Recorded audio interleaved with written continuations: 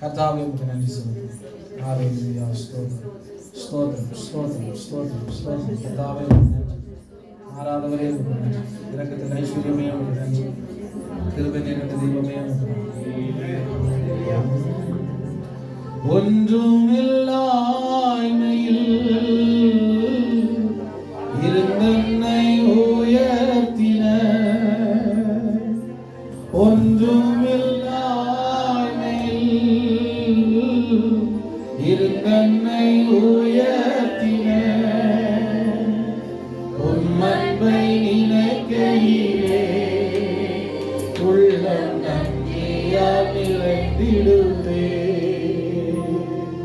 உம்மன்பை நினைக்கையிலே உள்ளம் நன்றியால் நிறைந்திடுவே.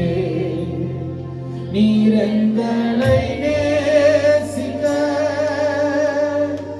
நாங்கள் எம்மாத்திரம், நீர் எங்களை நினைவு கூற நாங்கள் பாத்திர அல்லவே. நீர் எங்களை நேசிக்க நாங்கள் எம்மாத்திரம்,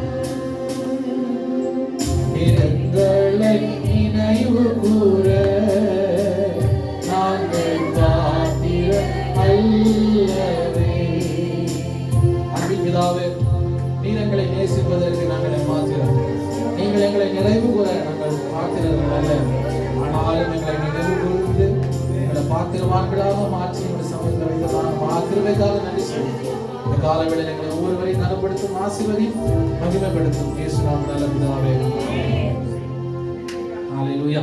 இந்த காலவேளையில தேவ வார்த்தைக்கு நேராக நம்முடைய சிந்தையை திருப்போம். வாசிக்கலாம். 1 தெசலோனிக்கர்களுக்கு எழுதுறதான நிருபம் 4ஆம் அதிகாரம் அதனுடையதான 9 முதல் 12 வசனங்களை தேவ சமூகத்தில் தேகத்தை குற்றான் உங்களுக்கு எழுத வேண்டியதில்லை.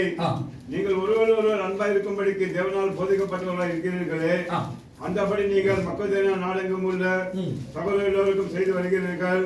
சகோதரரை அன்பிலே நீங்கள் இன்னும் அதிகமாய் பெருகவும் புறம்பே இருக்கிறவர்களை பற்றி யோக்கியமாக நடந்து ஒன்றிலும் உங்கள் குறைவில்லாது இருக்கும்படிக்கும் நாங்கள் உங்கள் கட்டளையிட்டபடியே அமைதியாகவும் இருக்கும்படிக்கு நான் நாடவும் உங்கள் சொந்த அலுவலர்களை பார்க்கவும் உங்கள் சொந்த கைகளினாலே வேலை செய்ய வேண்டும் என்று உங்களுக்கு புத்தி சொல்லுகிறோம். ஆமென்.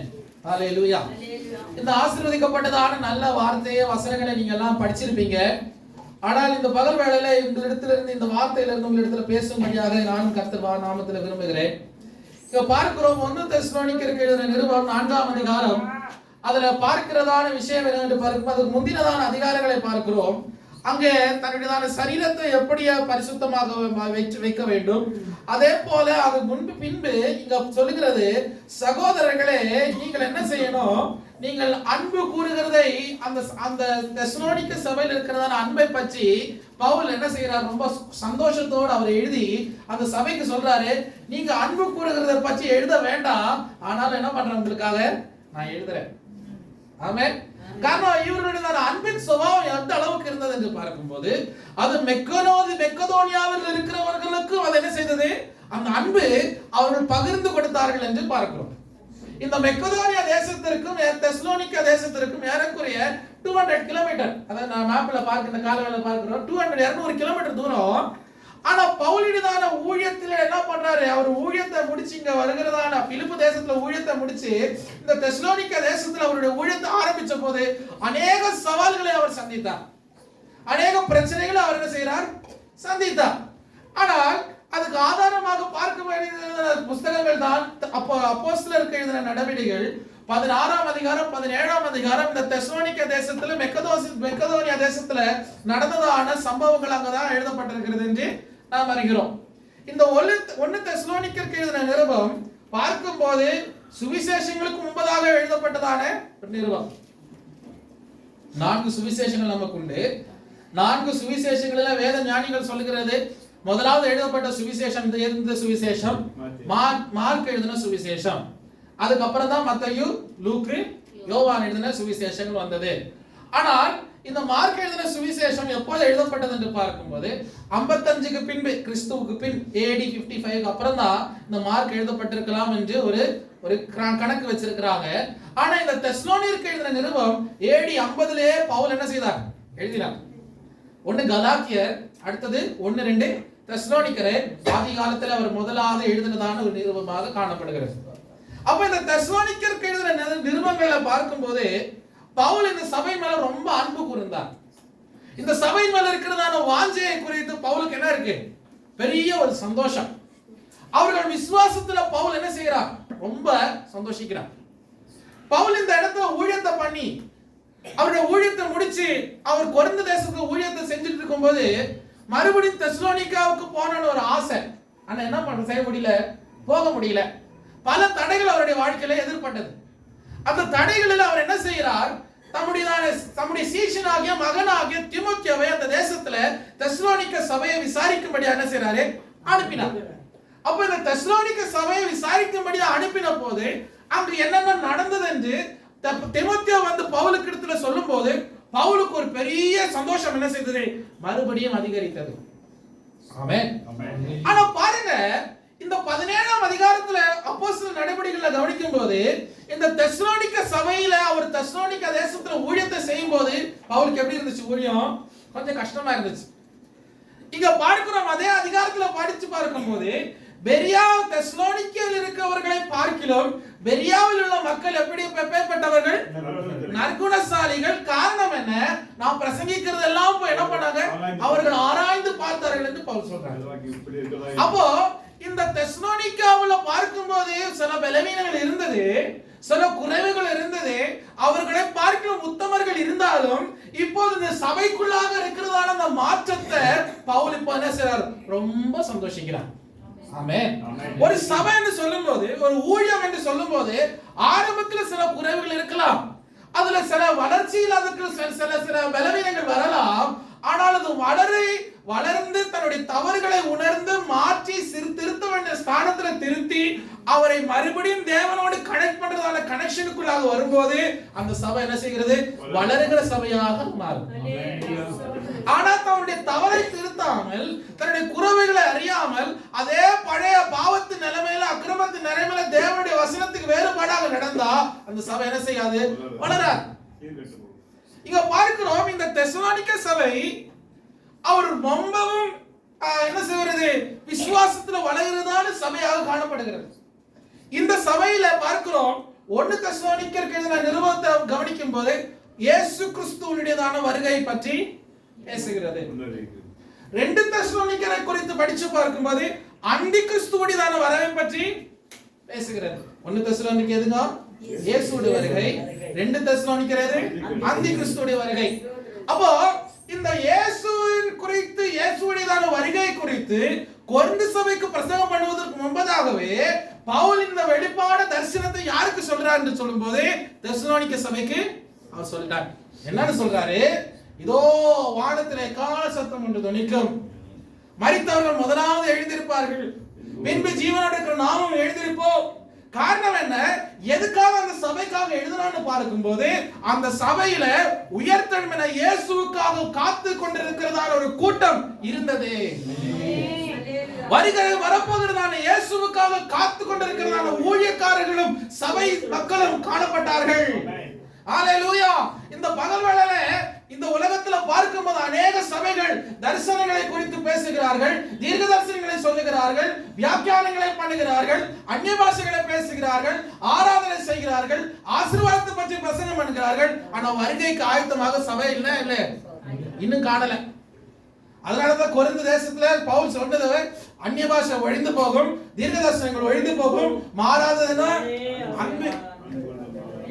ஹalleluya. அந்நிய பாஷை பேசுறதுனால நம்ம பெரிய அது பண்ணது பரிசுத்தவான்களும் கிடையாது. நீங்க தீர்க்கதரிசனம் சொல்லி அதை வியாக்கியானிக்கிறதுனால நீங்க பெரிய உத்தமர்களும் கிடையாது. ஆனால் அதான் நல்லா நின்று போறதான ஒரு காலம் உண்டு. ஆனா என்ன இருக்கணும் உங்களுக்குள்ள? அன்பு. இந்த தெஸ்ஸலோனிக்க சபையில அங்க என்ன சொல்லப்பட்டிருக்கிறது? வாசிங்க அந்த 9ஆம் வசனத்தை. சகோதர ஸ்நேகத்தை குறித்து நான் உங்களுக்கு எழுத வேண்டியதில்லை. சகோதர ஸ்நேகத்தை குறித்து நான் உங்களுக்கு எழுத வேண்டியதில்லை. ஏன்? நீங்கள் ஒருவருக்கொருவர் அன்பா இருக்கும்படி நீங்கள் ஒருவருக்கு ஒருவர் அன்பா இருக்கிறபடினாலே நீங்கள் தேவனால போதிக்கப்பட்டவர்களாக இருக்கிறீர்கள். இயேசு கிறிஸ்து தன்னுடைய ஊழியத்தின் முடிவில் அவர்கள் சீஷரை நோக்கி பார்த்து பிரசங்கம் பண்ணதான வார்த்தை என்ன? நானும் பிதாவும் ஒன்றா இருப்பது போல நீங்கள் எப்படி இருக்கணும்? ஒன்றா இருக்கணும். உங்களுக்குள்ள கசப்பு வேறு வித்தியாசம் உண்டாக கூடாது. சகோதரர்களே, தாய்மார்களே, அன்பு என்று சொல்லுகிறது சகல பாவத்தை என்ன செய்யும்? மூடும். நான் ஒரு சகோதரன் மேல அன்பு கூர்ந்து அந்த சகோதரனுக்கு ஏதாவது பலவீனம் சோர்வு வந்தா நான் அவர் மேல அன்பு கூறுகிறது நிமித்தமாக அவருடைய பலவீனத்தை என்ன செய்யறது? என்னுடைய அன்பு அது மேற்கொண்டு விடுகிறது. ஹல்லேலூயா. பாருங்க, பல நேரத்துல நம்முடைய ஜீவியத்துல வருகிறதான குறைவுக்கு பிரச்சனை என்ன?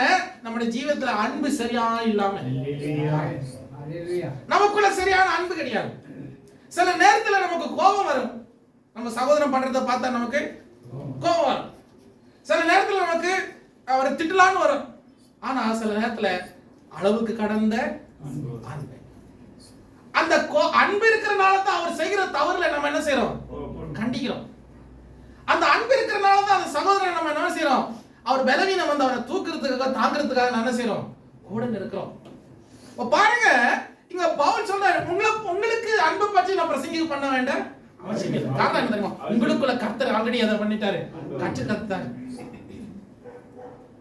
இந்த சபை மக்கள் பவுலுடையதான ஆரம்ப ஊழியத்துல பவுல் எங்கெல்லாம் சபை மக்கள் அந்த தேசத்து தெசலோனிக்க தேசத்தில் இருக்கிற மக்கள் பெரிய தொந்தரவு கொடுத்தாங்க. பவுல் ஓடுகிறதான இடங்களில் அவர்கள் போனார்கள். பவுலை பற்றி தவறான கோரிக்கைகளை சொன்னார்கள். உலகத்தை கலக்கிறவர்கள் இங்கே வந்து விட்டார்கள். பவுல் கலக்க போனாரு, அவங்க கலக்கிட்டாங்க. ஆனா இவங்களுக்கு எப்படியாவது குற்றத்தை போட்டு தவறான உபதேசத்தை போட்டு தவறான வார்த்தையை சொல்லி ஊழியக்காரனை எப்படியாவது தூஷிக்கணும்னு சொன்னார்கள். ஆனா அதே தேவ ஜனத்தை கர்த்தர் திருத்தி சரிபடுத்தி அந்த இடத்திலேயே ஒரு சபையை ஸ்தாபித்து இன்றைக்கு அன்பினால் நிறைந்ததான சபையாக தெசலோனிக்க சபை மாறியது. ஆமென். யாரு கர்த்தருடையதான ஊழியத்துக்கு முதலாவது எவ்வளவு வைராக்கியமாக எதிராக நிற்கிறார்களோ அவர்களே கர்த்தருக்கு என்று முதலாவது கர்த்தர் பிடிப்பார். ஆமென். ஹல்லேலூயா. பாருங்க, இங்க அன்பில்லாத ஒரு ஜனத்தை கர்த்தர் அன்புள்ளவர்களாக மாற்றினார். இவரை பார்த்து பவுலுக்கு ரொம்ப பெருமை. ஆமென். அவர் இன்னும் போகல அந்த சபையில. ஆனா இவர்களை பற்றியதான ரிப்போர்ட் யார் கொண்டு கொடுக்கிறாரு? தீமோத்தேயு கொடுக்கிறாரு. என்ன ரிப்போர்ட்? அவங்க ரொம்ப அன்புள்ளவர், ரொம்ப விசாரிக்கிறாங்க. they have hospitality and generosity. அங்க போனா அந்த சபையில போனா அவங்க நம்ம ரெண்டு கரத்தோடு நம்ம வரவேற்று நமக்கு தேவையான உபசரிப்பை தந்து நமக்கு மாத்திரமல்ல அவர்களுக்குள்ளவே அன்பாகவே இருக்கிறார். பல நேரத்துல நம்ம எப்படி இருப்போம்? மற்றவர்களுக்கு உபசரிக்கிறவர்களாக பாசத்தை காட்டுவோம், ஆனா ஒருவருக்கு என்ன இருக்காது? அன்பு இருக்காது. ஆனா இங்க பார்க்கிறோம், இவர்கள் அவர்களுக்குள்ள மாத்திரமல்ல அந்த அன்பு மக்கெதோனியா முழுவதுமாக பரவினது. ஹல்லேலூயா. அப்ப இந்த மக்கெதோனியா தேசத்து மக்கெதோனியா 200 கிலோமீட்டர் இங்க இருந்து எங்க? தெசலோனிக்கால இருந்து. அப்ப இந்த தேசத்துக்கு தெசலோனிக்கான்னு எப்படி பேர் வந்துச்சுன்னா அங்க இருந்த ராஜாவுடைய மகள் பேர் தான் தெசலோனிக்கி. அப்படிதான் அந்த மகளுடைய பேர் தான் என்ன பண்ணாங்க? தெசலோனிக்காவுக்கு அந்த தேசத்துல கொடுத்தாங்க. நம்ம எல்லாம் என்ன சொல்றோம்? சிக்மங்களூரு சிக்மங்களூரு சிக்மங்களூருன்னு சொல்றோம். சிக்மங்களூரு இல்ல, மகளூரு. மங்களூர் இல்ல, மகளூர். மகளூர் என்னன்னா இருந்ததான ஒரு ராஜாவுக்கு 2 பிள்ளைகள், 2 பெண் பிள்ளைகள். 2 பெண் பிள்ளைகளுக்கு இடத்தை கொடுத்தாரு. மூத்த பெண்ணுக்கு ஹெரே மகளூரு, சின்ன பெண்ணுக்கு சிக் மகளூர்னு கொடுத்தாரு. ஆனா நம்ம என்ன சொல்றோம்? அதே போலதான் அந்த ராஜாவுடைய மகளாக காணப்பட்டார் யாரு? தெசலோனிக்கா. சாரி, மகள் இல்ல, சகோதரி அலெக்சாண்டர் சக்கரவர்த்தியுடையதான சகோதரியாக காணப்பட்டார் யாரு? தெசலோனிக்கா. அந்த தேசத்துக்கு அவர்தான் பேர் கொடுத்தார். ஆமென். ஹல்லேலூயா. பாருங்க, இந்த தேசத்துல ஒரு பிரச்சனை என்னன்னா 2 பேர் இருந்தாங்க. 2 தத்துவவாதிகள் இருந்தாங்க. தத்துவவாதிகள் என்னென்ன வாதம் பண்ணாங்க? ஒன்னு எப்புக்கூரியர், இன்னொன்னு ஸ்டோயிக்கர்கள். எப்புக்கூரியரை பத்தி தெரியுமா? தெரியாதா? எவ்வளவு தடவை பிரசங்கம் பண்ணாங்க. எப்புக்கூரியர்கள் யாருன்னு பார்க்கும்போது என்ன பண்றாங்க? நல்லா தின்னு, நல்லா சாப்பிடு, நாளைக்கு செத்துப்போ. என்னது? நல்லா தின்னு, நல்லா சாப்பிடு, நாளைக்கு எப்படியாவது சாவு. ஆமே. நம்ம நாட்டுல இப்படி எபிக்குரியர்கள் நிறைய பேர் இருக்காங்க. அவனுக்கு தெரியாது அவன் எபிக்குரியன்னு, ஆனாலும் அவன் எபிக்குரியன் தான். அவன சொல்ற நல்லா தின்னு, நல்லா சாப்பிட்டு, என்னைக்காவது ஒரு நாள் போதான் போறான். நல்லா தின்னு சாப்பிடுறான், அது தவறுன்னு கிடையாது இல்லையா? ஆனா சாப்பாட்டுக்கே முக்கியத்துவம் போயிடக்கூடாது. ஒரு பொண்ணு சொல்லிச்சு, நான் கேள்விப்பட்டேன், நான் சின்ன வயசுல கேள்விப்பட்டது, வாழறதுக்காக சாப்பிடுறா, சாப்பிடுறதுக்காக வாழாதறாங்க. அப்படி கேட்டு பழக்கப்பட்ட நானு சமீபத்துல ஒரு பொண்ணு சொல்றது கேள்விப்பட்டு நானே ஆச்சரியப்பட்டேன். என்னது? நாங்கெல்லாம் சாப்பிடுறதுக்கு தான் வாழ்றோம்னு சொல்றோம். அப்ப அவ்வளவு ஒரு யாரு? அவ்வளவு ஒரு எபிக்குரியன் தான்.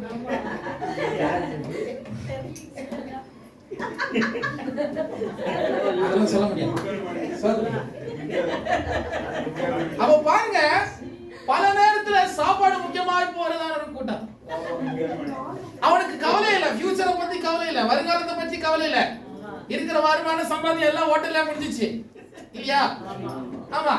அப்புறம் தலைமுறைக்கு இல்ல, அப்பாவுக்கு இல்ல, அம்மாவுக்கு இல்ல, யாருக்குமே இல்ல. ஆனா நம்ம சபை நம்ம பாலிவுட் பிள்ளைங்க ரொம்ப கத்து நம்ம ஸ்தோத்திரிங்க. ஆமா, ஆன்லைன்ல வருது. அவ பாருங்க, அடுத்த பெரிய தத்துவவாதிகள் யாருன்னா ஸ்டோயிக்கர்கள். இவனுடையதான தத்துவம் என்னன்னா, வாழ்க்கை எப்படி பண்ணணும்? சவாலா சந்திக்கணும். யாருக்கு? ஸ்டோயிக். வாழ்க்கை சவாலா இருக்கணும், சேலஞ்சிங்கா பாத்துக்கணும். சந்தோஷம் நிரந்தரம் இல்ல, நிரந்தரமான சந்தோஷம் யாருக்கும் இல்ல. அதனால என்ன பண்றோம்? இன்னைக்கு சந்தோஷப்பட்ட நாளைக்கு நீ நிச்சயமா அழுவ. அதனால நீ எதுவுமே எல்லாமே சீரியஸா பார்க்கணும். யாருக்கு? இந்த ஸ்டோயிக்கு. அவருடைய தத்துவம் அதுதான். இந்த தத்துவவாதிகள் இருக்கிற இடத்துல தான் இந்த தெசலோனிக்க தேசம், மெக்கோன தேசம் எல்லாம் இருக்குது. இது நடுவுல யார் இருக்கிறார்கள்? யூதர்களும் இருக்கிறார்கள். இவர்கள் என்ன கொண்டு வராங்க? யூதர்கள் நியாயப்பிரமாணத்தை கொண்டு வராரு, பழைய பிரமாணத்தை கொண்டு வந்து சபைக்குள்ளாக பெரிய குழப்பம். இப்ப நான் சொல்றேன் உங்ககிட்ட வந்து, அங்கிள் எல்லாம் ஆண்டி வாழ்க்கையில் அப்படிதான் கஷ்டமா தான் இருக்கும், நீங்க சவாலை சந்திக்கணும்னு சொன்னா அதுல தவறு இருக்கா? தவறு. ஆனா இந்த சபை போற உபதிரவம், அவனுக்கு ஒவ்வொரு நாளும் உபதிரவம் தான். கிறிஸ்தவன் சொன்னா நாளைக்கு தலைய வெட்டிடுவாங்க. ரோம அரசாங்கம் அப்படி கோபம் வைராகமா இருக்கு கிறிஸ்தவனை பிடிச்சு கொண்டு போறது. அந்த தேசத்துல இவர்கள் பயந்து கொண்டு, அவர்கள் இயேசுவை ஏற்றுக்கொண்டு, ஆனாலும் விசுவாசத்துல வளர்றதான இவர்களை பார்த்து நீ சவாலா சந்திக்கணும்னு சொல்லும் போதே அதுல தவறு என்ன கிடையாது. ஆனா என்னன்னா, அவங்க ரொம்ப எக்ஸ்ட்ரீம்ல போயிடுறாங்க. இவன் ஒரு, இப்ப நான் சொல்றேன்னா, எல்லாருக்கும் அந்த தைரியம் இருக்கணுமா? இல்ல. இப்ப இன்னைக்கு ஒரு விஷயமா போலீஸ் ஸ்டேஷன்ல உங்ககிட்ட போக சொன்னா எத்தனை பேர் தைரியமா போவாங்க? நம்மளால தவறு செய்யல, ஆனா தைரியமா எத்தனை பேர் போறது? முடியாது. எல்லாருக்கும் தைரியம் இல்ல. உங்களை நான் வருத்தவும் கூடாது இல்லையா? அப்ப நம்ம என்ன செய்வோம்? பொறுப்புள்ளவர்கள் போய் என்ன செய்வாங்க? அவங்ககிட்ட சமாச்சாரத்தை பேசி பிடிச்சிட்டு வருவாங்க. ஆனா இது இந்த ஸ்டோயிக்கர்கள் ரொம்ப எக்ஸ்ட்ரீம். எல்லாரும் அதே மாதிரி கஷ்டமா வாழ, கடினமா வாழு, உன்னை போல பலசாலி இல்லைன்னு சும்மா தூண்டி விட்டு கடைசியில என்ன ஆயிடுச்சு? அவனால சாதிக்க முடியாம போகுது. அவங்க அந்த வாழ்க்கையில அவங்களுக்கு சந்தோஷத்தை ரசிப்பதற்கான ஒரு காரியம் இல்லை. அந்த சபையை பார்த்து தான் பவுல் சொல்றாரு, இந்த வேதனைப்படுகிற சபையை பார்த்து சொல்றாரு, நீங்க அன்புல முதல்ல எப்படி இருக்கிறீங்க? உங்களுடையதான அன்பு, நான் அதை பத்தி எழுத வேண்டாம், ஆண்டவர் உங்களுக்கு ஆல்ரெடி போதிச்சிட்டாரு. ஆமே, ஆண்டவர் உங்களுக்கு கற்று தந்துட்டாரு. ஆனா உங்க அன்புல நீங்க எப்படி இருக்கிறீங்க? அது நாள்தோறும் அது என்ன செய்கிறது? 10ஆம் வசனத்துல, நீங்கள் மக்கதேயர் நாளில் சகோதரர்களுக்கும் செய்து வருகிறீர்கள். சகோதரரே, அன்பிலே நீங்கள் இன்னும் அதிகமாய் பெருகவும், அன்பிலே நீங்கள் இன்னும் அதிகமாக பெருகவும், உலகங்களை பற்றி யோகியமா நடந்து.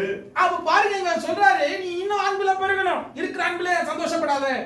ஆமென். அப்ப ஒரு தேவப்பிள்ளை ஒரு காரியத்துல வளருதுன்னா, அது இருக்கிற நிலைமையில எல்லாம் அது இன்னும் வளர்ந்து சந்தோஷமாய் மாறுவதற்கு கர்த்தர் என்ன செய்றார்? விரும்புறார். ஆமென். அன்பு கூறுவதற்கு கர்த்தர் இதயத்தை தந்திருக்கிறானா, இன்னும் அன்பு கூர்ந்து உபசரிப்பதற்கு கர்த்தர் உங்களை பலப்படுத்துவாராக. உங்கள் நிமித்தமாக சபை ஆசீர்வதிக்கப்படுகிறதுனா, இன்னும் கர்த்தர் உங்களை ஆசீர்வாதமாய் மாற்றி கர்த்தர் உங்கள் கைகளை பலப்படுத்துவாராக. பாருங்க, இந்த தெசலோனிக்க சபை முதல்ல பார்க்கும்போது அன்பு நிறைந்ததான ஒரு சபை. மெக்கதோனியக்காரர்கள் யாரு? அவர்கள் பவுல் சொல்றாரு, நான் பிலிப்பு தேசத்தை விட்டு வந்த போது நீங்கள் தான் என்ன பண்ணீங்க? என்ன விசாரிச்சீங்க இல்லையா? உங்களுடையதான உபசரிப்பினால, உங்களுடையதான கிஃப்ட்னால நான் என்ன பண்ணேன்? நான் சந்தோஷமாக இருந்தேன். மற்ற சபைகள் விசாரிக்கல. ஆனா இங்க பவுல் சொல்றாரு, இந்த தெசலோனிக்க சபை அவர்களை என்ன செய்தது? விசாரித்தது என்று பாருங்க. சரி, 1ஆம் அதிகாரத்தை கவனிப்போம். 1 chapter 1 7ஆம் வசனம். இவ்விதமாய் மக்கெதோனியாவிலும் அகாயாவிலும் உள்ள விசுவாசிகள் யாவருக்கும் மாதிரிகளானீர்கள். பாருங்க, அடுத்தது என்ன தெரியுமா? தெசலோனிக்க சபை ஒரு மாதிரி உள்ள சபை. ஒரு மாதிரி இல்ல, an example சபை. இந்த நாளை பார்க்கும்போது நம்முடையதான ஊழியம், நம்முடையதான வாழ்க்கை, நம்முடையதான சபை ஆசீர்வாதமாக அன்பு கூறுகிறது மாத்திரமல்ல, மற்றவர்களுக்கு முன்பதாக மாதிரிகளாக வாழ வேண்டும். இந்த தெசலோனிக்க சபை குறித்து பார்க்கும்போது அவர்கள் மற்ற சபைகளுக்கு முன்பதாக அவர்கள் மாதிரிகளாக காணப்பட்டார்கள். மக்கெதோனியக்காரர்களுக்கு மாதிரிகளாக காணப்பட்டார்கள். அடுத்த பகுதி என்னங்கள்? அகாயா தேசத்தில் உள்ளவர்களுக்கு மாதிரியாக காணப்பட்டார்கள். ஆமென். அப்போ சபை இன்னொரு சபைக்கு எப்படி இருக்கணும்? ஒரு எக்ஸாம்பிளா இருக்கணும். நம்ம சபையை பார்த்து நம்ம என்ன பண்றோம்? காப்பி அடிக்கிறோம், பொறாமைப்படுறோம். காப்பி அடிக்கிறது அல்ல, நான் சொல்றேன் பொறாமைப்படுறான், வைராகியப்படுறான், சண்டை போடுறான். ஆனா அது இல்ல முக்கியம். நம்முடைய சபை மற்றவர்களுக்கு மாதிரியா காட்டணும். நீ என்ன பார்த்து கத்துக்கிறதுல ஒண்ணு தவறு கிடையாது. ஆனா என்ன செய்யணும்? இயேசுவை பின்பற்றுறதான தரிசனம் நமக்கு எல்லாருக்கும் தான். சகோதரன் மேல இன்னொரு சகோதரன் அன்பு கூர்ந்து, சகோதரன் மேல இன்னொரு சகோதரன் அவருடைய பலவீனங்களை உயர்த்தி, அவருக்கு முன்பதாக அவருடைய பலவீனத்திற்கு எப்படி பரிகாரமாக இவர் வாழ்கிறார் என்று சொல்லி அதை கற்றுக்கொள்வதில் எந்த தவறும் இல்லை. நம்ம பல காரியங்களை பார்த்து நாமும் கற்றுக்கொண்டு இருக்கிறோம். ஆனா நம்ம மாதிரிகளாக வாழ இந்த தெசலோனிக்க சபை தேசத்துல இருந்து அவர்களுடையதான பெருமையை பவுல் ரொம்ப சந்தோஷிக்கிறது என்ன தெரியுமா? உங்கள் நிமித்தமாக மற்றவர்களும் அவர்களும் என்ன செய்கிறார்கள்? உங்களிருந்து கற்றுக்கொள்கிறார்கள். இப்ப உதாரணமா சொன்னா, நம்முடையதான தகப்பமார்கள் ஒரு இடத்துல போனா அவங்கள பார்த்து மற்றவங்க என்ன பண்ணணும்? கனப்படுத்துற அளவுக்கு நம்முடைய தகப்பமார்களுடையதான ஜீவியம், நடை, வாழ்க்கை மாதிரியாக காணப்படும். ஆமென். நமக்கு அதுல நாம ரொம்ப சந்தோஷிக்கிறேன். என்ன, கடந்த முறை இந்த ஏரியாவில் ஒரு சாவு நடந்த போது நம்ம எல்லாரும் போனோம். வேலையில 6 முடிச்சுட்டு போனோம். ஆனா நம்ம போய் நின்ன உடனே ஒரு பெரிய ஒரு வித்தியாசம் இருந்தது இல்லைங்களா? அவ்வளோ நேரம் அங்கே இருந்த பாஸ்ட் வேர்வை சிந்தி பாட்டு பாடிட்டு இருந்தாரு. நம்ம போன உடனே எல்லாமே அங்கெல்லாம் சைலண்ட் ஆகிட்டு பணத்தை இப்போ தூக்குற மாதிரி நின்று வந்துட்டாங்க நம்ம பக்கத்தில். நான் பிரசவம் பண்ணிட்டு இருக்கேன், ஆளுங்க கிடுக்கிட்டுன்னு வந்துட்டாங்க. இங்கே தான் வந்தாங்க யோசிப்பாரு. ஓ, சொல்றது என்ன தெரியுமா? நம்முடையதான முன்மாதிரி மற்றவர்களுக்கு பாடமாய் வாழுங்க. அதுல நம்ம எப்படி இருக்கணும் தெரியுமா? முந்திக்கணும்.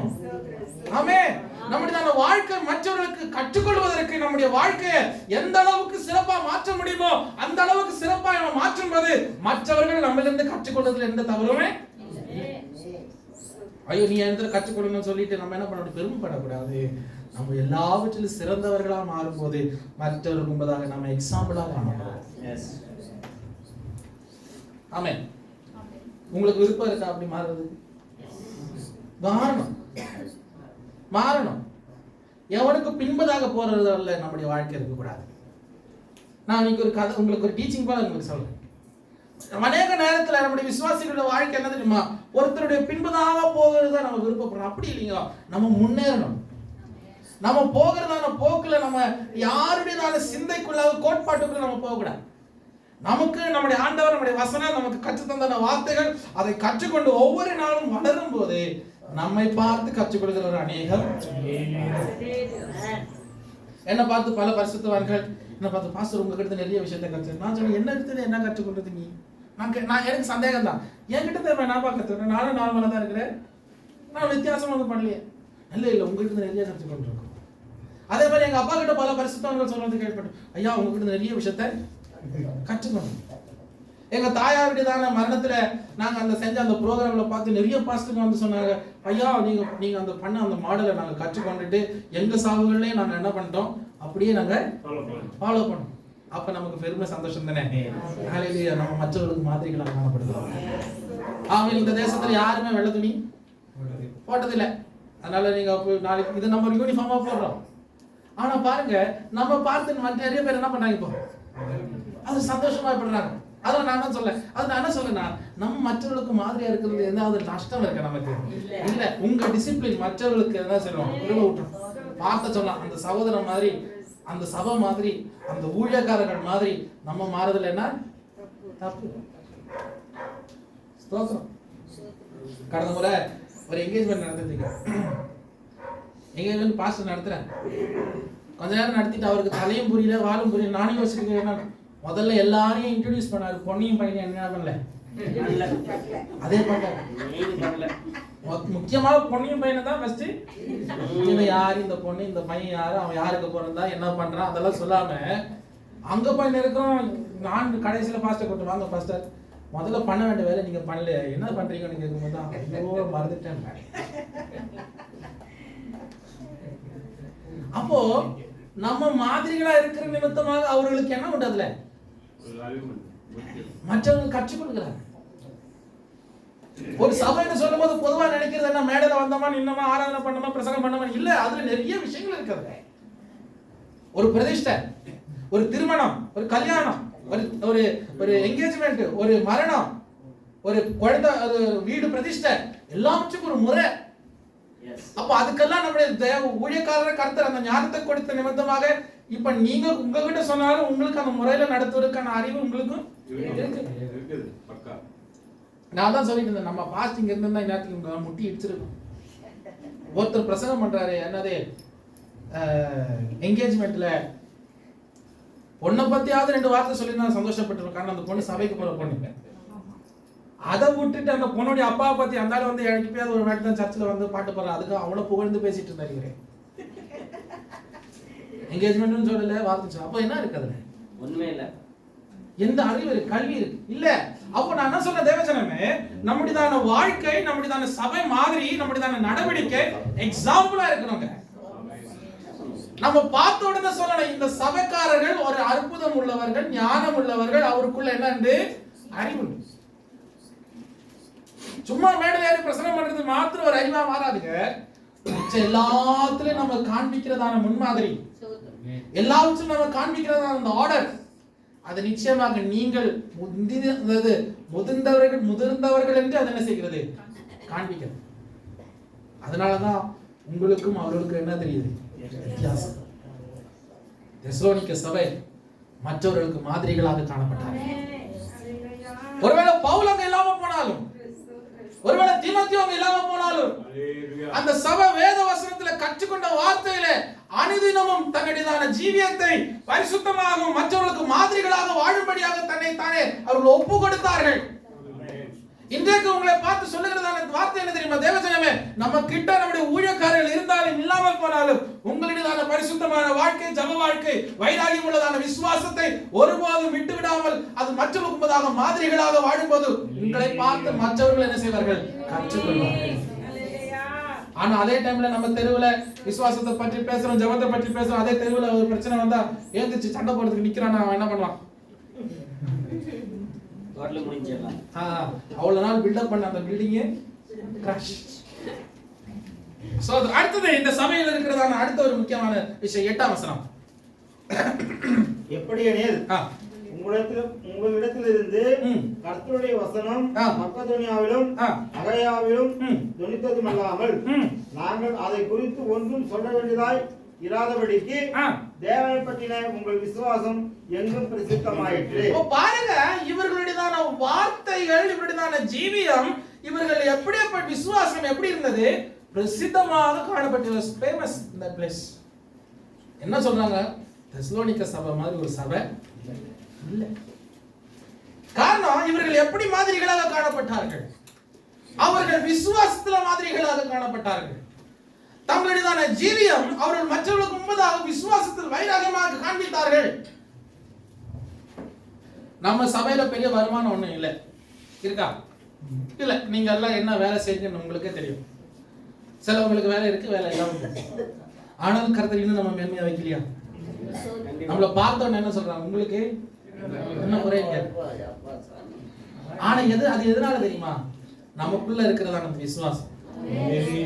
50 வருஷமா நம்முடைய ஊழியக்காரரை இந்த தேசத்துல கொண்டு வந்து இன்னும் நிறுத்தி இருக்கிறார் தெரியுமா? அது கர்த்தருக்கு தான் பெரிய மகிமை.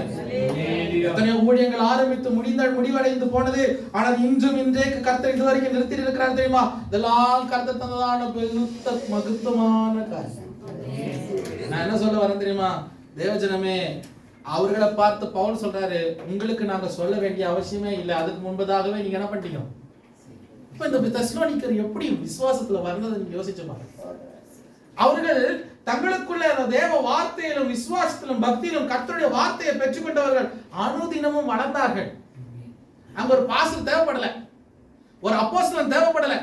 காரணம் அங்க அப்போஸ்தலன் இல்ல. அந்த நேரத்துல பல முறை பவுல் வந்து இங்க இந்த சபையை விசாரிக்கணும் மாஞ்சிக்கிறாரு, வந்து போவதற்கான வாய்ப்பு கிடைக்கல. ஆனால் இந்த சபை என்ன செய்தது? வளர்ந்து கொண்டே இருக்கு. இன்றைக்கு நம்முடைய பாஸ்டர் நம்ம கூட இல்ல, அதனால நம்ம என்ன சோர்ந்து போயிட்டோமா? அவன் வளர்ந்து கொண்டே இருக்கிறோம். அதுதான் நம்முடைய வைராகியமா இருக்கணும். ஆண்டவரே, எங்க ஊழியக்காரர் இருந்தால் இல்லாமல் போனாலும் நீங்க எங்க கூட இருக்கணும். அதுதான் எங்களுக்கு முக்கியம். நீங்க தான் எங்க கூட இருக்கணும்.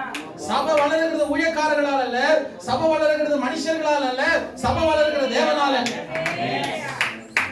அந்த தேவன் நம்மோடு கூட இருந்தா ஊழியமானது வளருங்க. அந்த தேவன் நம்ம கூட இருந்தா நம்முடைய பரிசுத்த வாழ்க்கை வளருங்க. அந்த தேவன் நம்ம கூட இருந்தா நம்முடைய விசுவாச வாழ்க்கை பெருகும், வளரும்.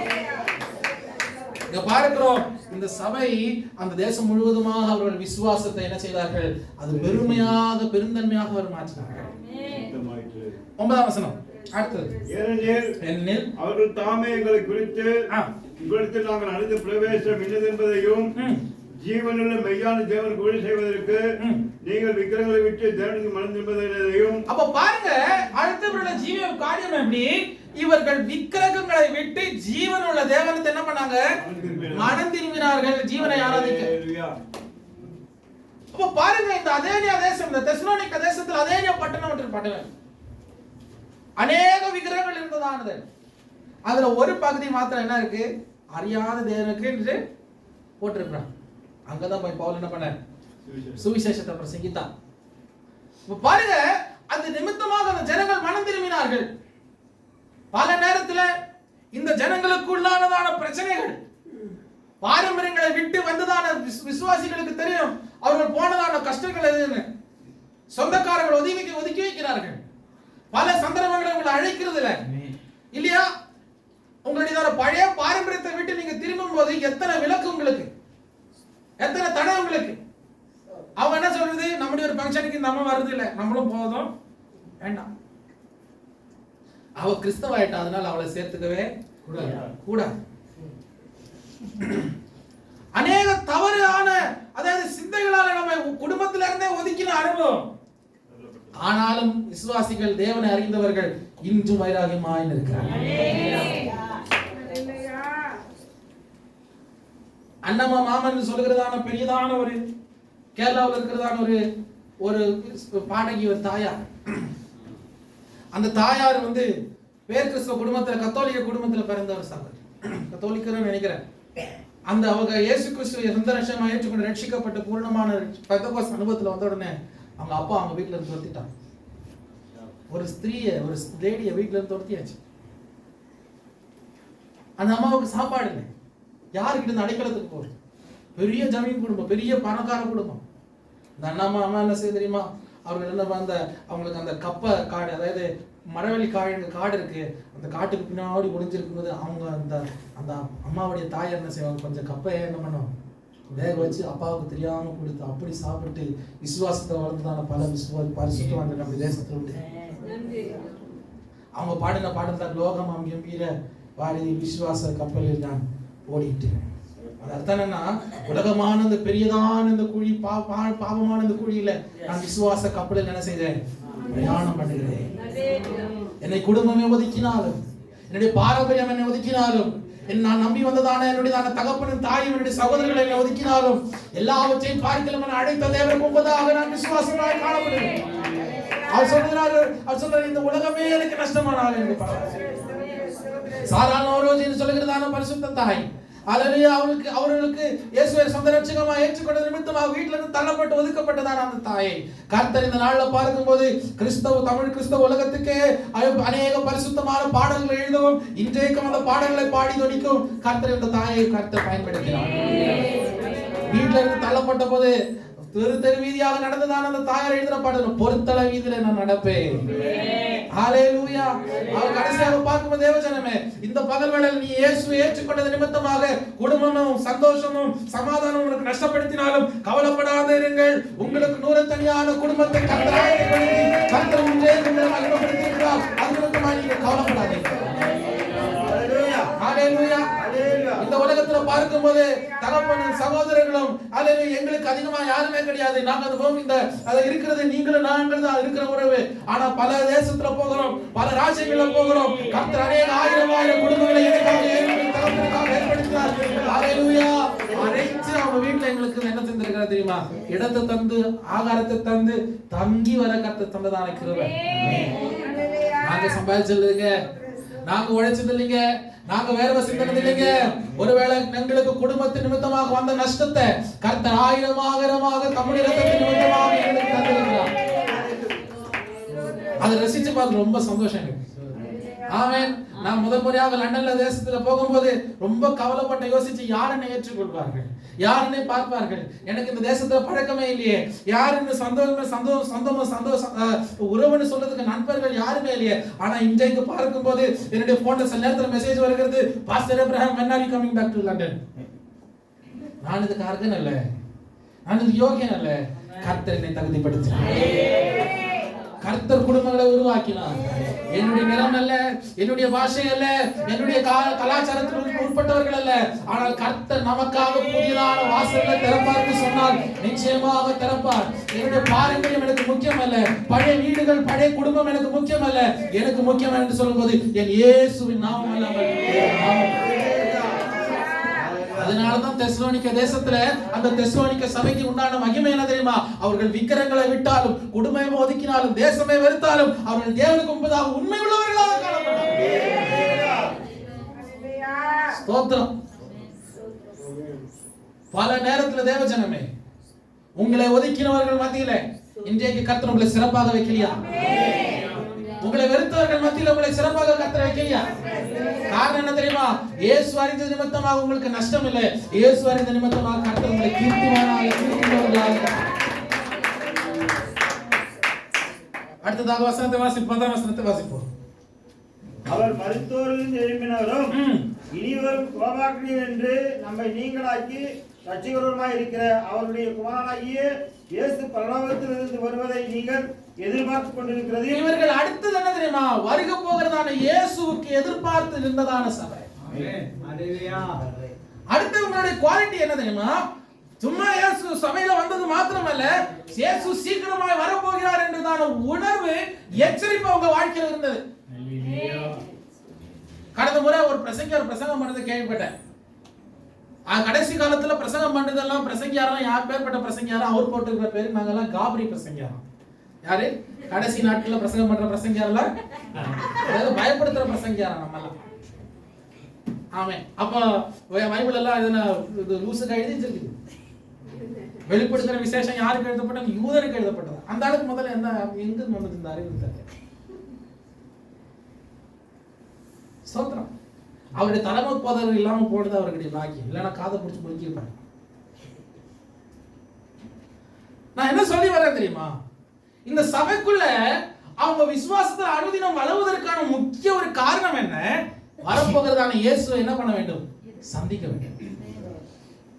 அந்த எச்சரிப்பு அந்த அந்த அந்த அந்த கான்ஃபிடன்ஸ் அவங்களுக்குள்ள இருக்கிறனால தான் ஒவ்வொரு நாளும் தான் என்ன பண்ணாங்க? ஆயத்தப்படுத்தினாங்க. உங்களை ஆயத்தப்படுத்தணும். நீங்க எதற்காக? வருகை. அந்த வருகைக்காக நீங்க ஆயத்தப்படும் போது நீங்க என்ன செய்வீங்க? எச்சரிப்புள்ளவர்களாக. ஒரு எக்ஸாம்பிள் சொல்றேன். அதாவது 10 நாளுக்குள்ள கல்யாணம் நடக்க போகுது ஒரு பொண்ணுக்கும் பையனுக்கும். அவங்களுக்குள்ள என்ன வருங்க? பொண்ணுக்கும் பையனுக்கும் ஒரு பிரத்யேகமான ஒரு ஆயத்தம். அந்த வீடுகளுக்குள்ள என்ன இருக்கும்? ஆயத்தங்கள். வீட்டுக்கு பெயிண்ட் அடிப்பாங்க, இன்விடேஷன் கொடுக்க போவாங்க இல்லையா? பலவிதமான பணத்தை செலவு, அதாவது என்னென்னக்கு செலவு பண்ண அதுக்கு பணத்துக்காக பின்பதாக ரெடி பண்ணுவாங்க. ஆயத்தம் நடக்கு, ப்ரிப்பரேஷன். புடவையும் பணி துணியும் மாணி எல்லாத்தையும் ட்ரெஸ்ஸிங்கு கருப்பா இருக்கிறவங்க 10 ரூபா ஆகுது. நீங்க ஆம்பளைங்களும் போய் என்ன பண்றான், ஃபேஷியல் பண்ணி ப்ளீச் பண்ணிட்டு வரான். சோத்ரம் ஒருத்தர் வந்து நம்ம சபையில ஒருத்தருக்கு கல்யாணம் இருந்துச்சு. அப்போ ஒரு கூட்டத்துல நானும் பாஸ்டும் வேற யாரு நாங்க ஆட்டோல வந்துட்டு இந்த சகோதரனை பார்த்தோம். எங்கயா போறேன்னு கூட்டம் நடக்குதுங்க. இல்ல சார் நான் என்னது பியூட்டி பார்லர் போறேன். எதுக்கு நான் போனா ஃபேஷியல் பண்ணிட்டு வரேன். திட்டினார் பாஸ்ட். கூட்டம் நடக்குது, உனக்கு ஃபேஷியல் ஆனா முக்கியம். அது யாருன்னு சொல்ல மாட்டேன், உங்களுக்கு தெரியும் தெரியாது. அது எனக்குள்ள பாஸ்டுக்குள்ள அது இருக்கிற ரகசியம். இப்போ பாருங்க, தன்னைத்தானே ஆயத்தப்படுத்துகிறார் இல்லைங்களா? நான் சொல்லி வந்தது உங்களுக்கு சிரிக்கும்படியா சொன்னால நான் என்ன சொல்றதுன்னா, அந்த மாப்பிள்ளையும் அந்த மணவாட்டியும் அந்த திருமண நாளுக்கென்று அவர்களை என்ன செய்றாங்க, ஆயத்தப்படுத்துறாங்க. அப்போ வரப்போகிறதான உங்கள் மணவாளனாக இயேசுவை சந்திக்கும் சபையாக மணவாட்டி என்ன செய்யணும், ஆயத்தமாகணும். பரலோகமும் தன்னைத்தானே ஒவ்வொரு நாளும் ஆயத்தப்படுத்திக் கொண்டிருக்கிறது. இங்க இருக்கிறதான மனவாட்டியாக நீங்களும் நானும் பரிசுத்தாவியானவர் நம்ம என்ன செய்யறோம், ஒவ்வொரு நாளும் ஆயத்தப்படுத்திக் கொண்டிருக்கிறார். எக்கால சத்தம் தொனிக்கிற நாள்ல நம்ம அவரை சந்தித்து நம்முடைய மனவாளனோடு திருமணம் நடக்க போகிறதா சமயம் வருகிறது. ஹalleluya, எவ்வளவு சந்தோஷம். அப்ப பாருங்க, இந்த சபையுடனான மனமாற்றத்திற்கும் விசுவாசத்துக்கும் பக்திக்கு இருக்கிறதான முக்கியமான காரணம் என்ன தெரியுமா, வரப்போகிறதான இயேசுவை சந்திக்கணும்ன்றதான அதற்காக தங்களை ஆயத்தப்படுத்தினார்கள். ஆமென். பல நேரத்தில் நம்ம ஆயத்தம் இல்லாமல் போகிறது நிமித்தமாக தான் நம்முடையதான ஜீவியத்துல வித்தியாசம் உண்டாகிறது. அப்படி அல்ல, அந்த இயேசுவை சந்திக்கணும். 10 கோடி உங்க வீட்டுல இருந்தாலும், உங்களுக்கு கர்த்தர் இந்த பூமியே உங்களுக்கு சுதந்திரமாய் தந்தாலும், கர்த்தரை ஒருபோதும் என்ன செய்யக்கூடாது, ஒன்றுமே இல்லாம போய் நடு தெருவுல வந்து நின்றாலும் கர்த்தர் ஒருபோது நீங்க மறக்கக்கூடாது. இன்றைக்கு இருக்கிற சந்தோஷம் கர்த்தர் எந்த நன்மைகளை தந்தாலும் அதை விட 10 தடவை அதிகமாக நன்மையாக ஆசீர்வாதமாக. காரணம், நீங்கள் சந்திக்கிறதான கிறிஸ்துவுக்கு எதிராக நீங்க போக வேண்டும், அவரை நீங்கள் சந்திக்க வேண்டும், அவருடைய நிரந்தரமாக வாழ வேண்டும். உங்களுடையதான அவிசுவாசத்தை நிமித்தமாக இவ்வளவு நாள் கட்டி கொண்டு வந்த அந்த விசுவாசத்தை என்ன பண்ணிட விடாது, நஷ்டப்படுத்தி விடாதீங்க. ஆமென். அடுத்த வசனம் பார்க்கலாம். 2ஆம் அதிகாரம் 2ஆம் வசனம். சீக்கிரமா முடிச்சுறேன். உங்களுக்கு தெரிந்திருக்கிறபடி முன்னே பிலிப்பு பட்டணத்திலே நாங்கள் பாடுபட்டு நித்திரை அடைந்திருந்தோம். வெகு போராட்டத்தோடு தேவனுடைய சுவிசேஷத்தை உங்களுக்கு சொல்லும்படி நம்முடைய தேவனுக்குள் தைரியம் கொண்டிருந்தோம். அப்போ அடுத்தது சுவிசேஷத்தை என்ன பண்ணார், பிலிப்பு தேசத்துல ரொம்ப என்ன செய்ய நிந்தை கொண்டாரு. பிலிப்பு தேசத்துல என்ன யாரு எந்த சகோதரி இருந்தா, லீடியாவின் வீட்டுல பெரிய அற்புதங்கள் எல்லாம் நடந்தும், ஆனா அது இன்னொரு பக்கத்துல என்ன இருந்துச்சு, பிரச்சனை. சிறைச்சாலையில போட்டாங்க, அடிச்சாங்க. அது நந்தையில நடுவுல மறுபடியும் அங்கிருந்து ஓடி வந்து தெசலோனிக்கே தேசத்துல வராங்க. ஆனா இங்க வந்து பிரசங்கிப்பதற்கான தைரியத்தை கர்த்தர் என்ன செய்தார், ஊழியக்காரர்களுக்கு கொடுத்தார். அதனால வசனத்தை வாசிப்போம். சுவிசேஷத்தை எங்களிடத்தில் ஒப்புவிக்கத்தக்கதாய் தேவன் எங்களை உத்தமர் என்று எண்ணினபடியே நாங்கள் மனுஷருக்கு அல்ல, எங்கள் இருதயங்களை சோதித்தறிகிற தேவனுக்கே பிரியம் உண்டாக பேசுகிறோம். அப்ப பாருங்க, இங்க பவுல் இங்க சுவிசேஷத்தை சொன்னது யாருக்காக, யாருக்காக, மனுஷனை பிரீதிப்படுத்துறதுக்காக இல்ல, கர்த்தர் தந்த உத்தரவாதத்தோடு பிரசங்கம் பண்ணினார். ஆமென். உங்களை பிரீதிப்படுத்துவதற்கு யாருமே என்ன பண்ண முடியாதுங்க, ஒண்ணும் பண்ண முடியாது. கொஞ்ச நாள் பேசலாம், நீங்க கொஞ்ச நாள் சந்தோஷிக்கலாம், அதுக்கப்புறம் உங்களுக்கு என்ன வந்துடும், சலிப்பு வந்து. ஆனா உங்கள் மனவாளன் உங்களுக்குள்ள வந்துட்டா போதும், உங்களுக்குள்ள தானாவே மாற்றம், தானாவே வித்தியாசம். கர்த்தர் உங்களுக்குள்ள வித்தியாசத்தை கொண்டு வரணும். கர்த்தர் தான் ஒருத்தனை திருத்தணும். நாம ஜெபிக்கலாம் இல்லையா, நம்ம ஜெபிக்கலாம், அவனை ஆலயத்துல வாடா வாடான்னு சொல்லலாம். ஆனா அவனுக்குள்ள மனமாற்றம் வரலன்னா என்ன பிரயோஜனம்? நிறைய பேர் சபைக்கு போறாங்க, மனமாற்றம் இல்லை. நிறைய பேர் ஆலயத்துல போய் தேவனை ஆராதிக்கிறாங்க, அவங்களுக்குள்ள என்ன ரிப்பெண்டன்ஸ் இல்லை. நிறைய பேர் ஞானஸ்நானம் எடுக்கிறான், அவன் எதுக்காக எடுக்கிறான்னு ஞானஸ்நானம் என்னன்னே தெரியாது. அப்படி இல்லைங்க, நமக்குள்ள ஒரு மனமாற்றம் உண்டாகும். நீ ஞானஸ்நானம் பெற்றது யாருக்காக? அந்த இயேசு யாரு? அவர் எதற்காக நீ ஞானஸ்நானத்தை பெற்ற நிமித்தமாக அவரோடு உனக்கும் அவருடையதான உயர்த்தெழுதலும் மரணத்துக்கும் உயர்த்தெழுதலுக்கும் நீயும் பங்கு சேருகிறாய். இன்னும் முதற்கொண்டு நீ புதிய மனுஷனாய் மாறுகிறாய் என்ற அடையாளத்தோடு ஞானத்தோடு என்ன சில நம்பி எழுதணும். நிறைய பேர் கல்யாணத்துக்கு எடுத்தவங்க இருக்கிறான் இல்லையா? கடந்த முறை கூட ஒருத்தர் என்ன பண்ணாரு, ஆலயத்துல வந்து கல்யாணத்துக்காக டான்ஸ் எடுத்துருப்பாங்க. அதுதான் சொன்னேன், அது கல்யாணம் தானே வரப்போற கல்யாணம் பாருங்க இருக்கட்டும். ஆனா நம்ம ஜெபிக்கிற ஆண்டவரே உண்மையான மனம் திரும்ப அந்த மனுஷனுக்கு கொடுங்க. நான் சொல்றேன் தெரியுமா, பலவர்கள் யாரை கேட்கிறான்னு தெரியல. ஆனா பவுல் சொல்றாரு, நாங்கள் உங்களை பிரீதிப்படுத்துவதற்காக அல்ல, கர்த்தர் எங்களுக்கு தந்த பொறுப்புல உங்ககிட்ட பிரசங்கம் பண்ணோம். ஆனா இந்த சபையோ அது உண்மையாக அதை ஏற்றுக்கொள்ளும். ஆமென். 3ஆம் அதிகாரம் 4-6 வசனம். 4-6 கடைசியாக உபத்திரம் வரும் என்று நாங்கள் உங்களிடத்தில் இருந்தபோது உங்களுக்கு முன்னறிவித்தோம், அப்படியே வந்து நேரிட்டதென்றும் அறிந்திருக்கிறீர்கள். ஆகையால் நான் இனி பொறுத்திருக்க கூடாமல் எங்கள் வேலை வீணாய் போகத்தக்கதாக சோதனைக்காரன் உங்களை சோதனைக்கு உட்படுத்துகிறது உண்டோம் என்று உங்கள் விசுவாசத்தை அறியும்படிக்கு அவரை அனுப்பினேன். இப்பொழுது தீமோத்தேயுவே உங்களிடத்திலிருந்து எங்களிடத்தில் வந்து உங்கள் விசுவாசத்தையும் அன்பையும் குறித்தும் நீங்கள் எப்பொழுதும் எங்களை பட்சமாய் நினைத்துக் கொண்டு நாங்கள் உங்களை காண வாஞ்சை இருக்கிறது போல நீங்களும் எங்களை காண வாஞ்சை இருக்கிறீர்கள் என்பதை எங்களுக்கு நற்செய்தி சொன்னதினாலே சகோதரரே எங்களுக்கு பாருங்க, இந்த சபைக்குள்ள இருக்கிறதான மனுஷர்களை பார்த்து பவுல் சொல்ற உபத்திரவம் வரும்.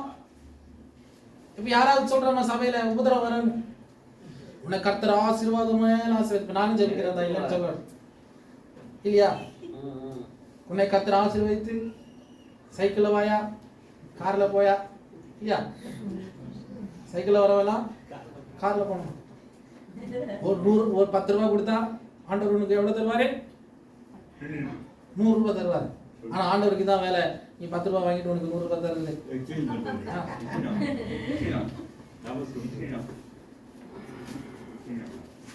தவறான உபதேசங்கள் சபைக்குள்ளாக பெருகுது. உபதிரவம் உண்டாகும் சபைக்கு. சபை உபதிரவத்துல தான் வளர்ந்திருக்கு இல்லையா? ஆமா, சபை எந்த லக்ஸரியிலும் வளர்ந்தது கிடையாது. ஆத்துமாக்கள் சபையில வந்தது சந்தோஷமா இருக்கும் போது இல்ல, சபை அதிகமாக உபதிரவப்பட்டு கொலை மரணம் மரட்டல் வந்த போதுதான். ஹல்லேலூயா. பயந்து இருந்ததான பேதுருவை கர்த்தர் பலப்படுத்தினார். பலனுக்காக ஜெபம் பண்றார் பேதுரு, ஆண்டவரே எனக்கு பலனை தாரும். ஏன் தெரியுமா? பயம். கண்ணை வெட்டி போடுவாங்கன்னு பயம், சிறைச்சாலையில போட்டுருவாங்களான்னு பயம். இப்ப இருக்கிற சபைக்கு கர்த்தர் எவ்வளவு வித்தியாசத்தை உண்டு பண்ணினார். இந்த தேசத்துல நமக்கு சந்தோஷமாக சத்தமிட்டு ஆராதிப்பதற்கு கர்த்தர் எவ்வளவு பெரியதான வாய்ப்பை தந்திருக்கிறார். எத்தனை இடத்துல முடியல. இங்க பார்க்கிறோம், இந்த சபையை பார்த்து சொல்ல உபத்திரவம் வர போகிறது, சோதனைக்காரங்களை சோதிக்க போறான். அதற்கு தான் நாங்க என்ன பண்ணிட்டோம், விசாரிக்க முடியாத தீமோத்தேயு அனுப்பினோம். தீமோத்தேயு வந்து சொல்றாரு, உங்களை பத்தி நீங்க எப்படி விசுவாசத்திலையும் அன்பிலையும் நீங்க மாதிரிகளாக உண்மையுள்ளவர்களாக, நாங்களும் உங்களை பார்க்கணும்னு வாஞ்சிக்கிறோம். அதை விட உங்களுக்கும் அதே போல எங்களை பார்ப்பதற்கு என்ன இருக்கு, வாஞ்சை இருக்கு, நாங்க அறிகிறோம். ஆமே. ஒரு சபையில எப்பேற்பட்ட அனுபவங்கள் இருக்கணும்னு பாருங்க. இங்க ஊழியக்காரர் சொல்றாரு, அவர் கவலைப்படுறார் அங்கிருந்து, ஐயோ என்னுடைய விசுவாசிகள், என்னுடைய ஆத்துமாக்கள் அந்த தேசத்துல எப்பிக்குரியர்கள், ஸ்டோயிக்கர்கள் இருக்கிறார்கள், அதாவது யூதர்கள் இருக்கிறார்கள், தொந்தரவு இருக்கும், ரோம அரசாங்கம் என்னுடைய விசுவாசிகளுக்கு விரோதமா எழுப்புமே, சோதனைக்காரனாக சாத்தான் என்னுடைய சபையை என்ன செய்யலாம், என்ன பண்ணிருக்கலாம் அப்படின்னு அவர் ரொம்ப வருத்தப்படும் போது அவருக்கு நேராக வருகிற செய்தி என்ன தெரியுமா? உங்க சபை கர்த்தரால் உங்கள் நிமித்தமாய் கர்த்தரால் ஆரம்பிக்கப்பட்டதான சபை அது இன்றும் விசுவாசத்துல பெறுகிறது.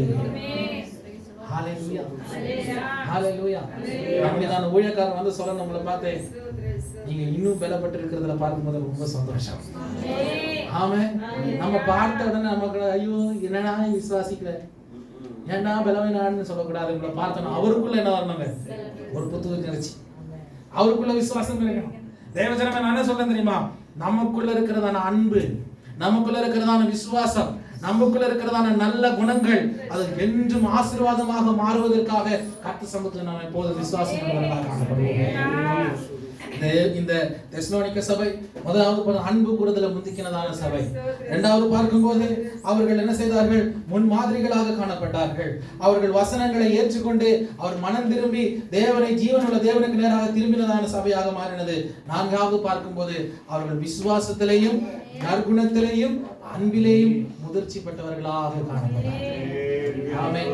இன்றைக்கு நம்முடையதான ஜீவியம் அப்படி மாறுவதாக, நம்முடைய சபை அனுபவங்கள் அப்படி மாறுவதாக, நம்மை பார்த்தவர்கள் பிரகாசம் அடைவார்களாக. ஆண்டவருடைய வார்த்தை சொல்லுகிறது, அவரை நோக்கி பார்த்தவர்கள் பிரகாசம் அடைந்தார்கள், அவர்கள் முகங்கள் வெட்கப்பட்டு போனதில்லை. அதே போல நான் இன்றைக்கு உங்களுக்கு ஒரு காரியத்தை சொல்றேன், புதுசா ஒரு காரியத்தை சொல்றேன். நீங்க கர்த்தரை நோக்கி பிரகாசம் அடைஞ்சீங்க, உங்க பிரகாசத்தை பார்ப்பதற்கு நிறைய பேருக்கு காத்துக் கொண்டு இருக்கிறாங்க. காரணம் என்ன தெரியுமா? நீங்க உலகத்துக்கு வெளிச்சமாக கர்த்தர் உங்களை மாற்றினார். ஹalleluya. மலை மேல இருக்கிற பட்டணம் மறைக்கப்படாது, உலகத்துக்கு உப்பாக காணப்படுகிறீர்கள். ஆரம்பத்தில் தேவஜனமே உங்களை ஆசீர்வதிப்பாராக, கர்த்தர் உங்களை கனப்படுத்துவாராக, உங்களை அதிகமாக கர்த்தர் மேன்மையாக தெசலோனிக்க சபையை போல ஒரு முன்மாதிரியுள்ள சபையாக கர்த்தர் நிலைநிறுத்துவார் என்று சொல்லி வார்த்தை கொடுக்கிறேன். தங்களை முடிச்சு நல்ல பிதாவே, ஆசீர்வதிக்கப்பட்ட நல்ல நாளுக்காக உங்களை நன்றி சொல்லுகிறேன். தெசலோனிக்க சபையை போல ஒரு மாதிரி உள்ள சபையாக கர்த்தாவை மாற்றும். எங்கள் நிமித்தமாக கர்த்தாவே எங்கள் ஊழியமானது வளர, எங்கள் அநேக ஆத்துமாக்கள் ரட்சிக்கப்பட, உம்முடைய வருகைக்காக ஆயத்தமுள்ளவர்களாக காணப்பட, விசுவாசத்திலும் நற்குணத்திலும் கர்த்தாவே அன்பிலும் நாங்கள் வளர்கிறவர்களாக காணப்பட, பிறர் மேல் அன்பு கூறுகிறவர்களாக எங்களை கர்த்தாவே மாற்றும்படியாக ஜெபிக்கிறோம். கேட்ட வார்த்தையை உம்முடைய பிள்ளைகள் அனைவரும் ஆசீர்வதிக்கப்பட உதவி செய்யும். அவர்கள் மேலும் உம்முடைய கர்த்தாவே ரத்தத்தை ஊற்றி பலனை கொடுத்து கனப்படுத்தி ஆசீர்வதிங்க என்று ஜெபிக்கிறோம். நல்ல ஜெப கேட்டபடி நன்றி செலுத்துகிறோம். இயேசுவின் நல்ல பிதாவே. ஆமென். சைமன் என்பதாக